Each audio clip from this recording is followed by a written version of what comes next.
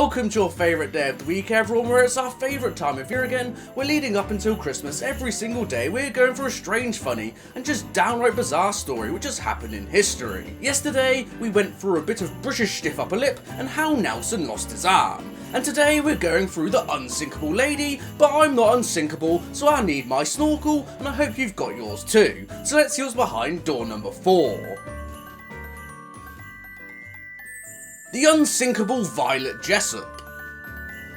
So the sinking of the Titanic on its maiden voyage in 1912 has gone down as probably one of the worst maritime disasters ever in the history of ever. And while it was extremely traumatic for everyone involved, it wasn't some people's first sinking rodeos, nor would it be their last. This lovely lady here is Violet Jessop, born in Argentina in 1887 as the eldest of 9 children, of only 6 whom survived. She spent much of her early life caring for her siblings, however she soon became horrendously ill with what doctors believe was tuberculosis, and it wasn't looking good for our girl Violet. However, unlike Liz Truss, Violet was a fighter and not a quitter, surviving her first dance with death before moving to England at the age of 16 after her father unfortunately passed away. She attended school before following in her mother's footsteps and becoming a stewardess at the age of 21 to provide for her family after her mother also became dangerously ill.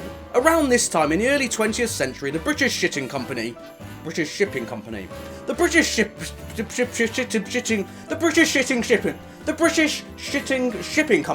the White Star Line, was in the process of constructing 3 state-of-the-art transatlantic passenger line ships designed to be the largest and most luxurious of their day. The Olympic, the Titanic and the Britannic, with all 3 being a major part of Violet's life.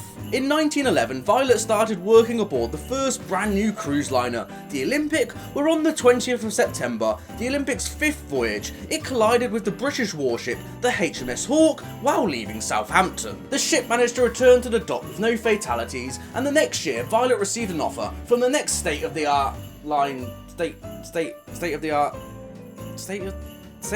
cruise liner. She received an offer from the next state-of-the-art She received an offer from the next state-of-the-art line cruise liner, whatever.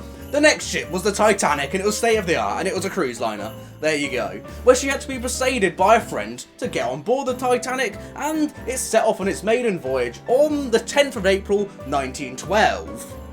And that was more of a disaster than me trying to pronounce state-of-the-art. However, 4 days later, it struck an iceberg. Spoilers.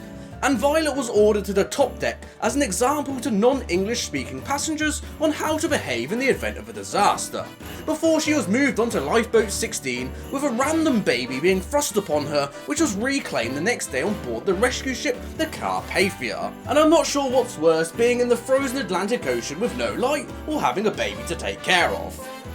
As World War I broke out, Violet enrolled in the British Red Cross, being placed as a stewardess on the Titanic, and Olympic's youngest sibling, the Britannic, which had been turned into a hospital ship, and she must have thought at this point, this one surely can't sink. The other 2 have supposedly been unsinkable, even though they weren't, it was just propaganda, as the Titanic would have sunk if it had the first 4 compartments flooded, which it did because it struck an iceberg. But Violet was like, this one surely can't struck an iceberg, I'm in the Mediterranean Sea. However, there was German naval mines around, and on the 21st of November 1916, it struck a German naval mine in the Aegean Sea. The lifeboats, which were supposed to have saved lives, must have been better than the Titanic this time, as standards would have gone up and they would have had more of them after the Titanic disaster.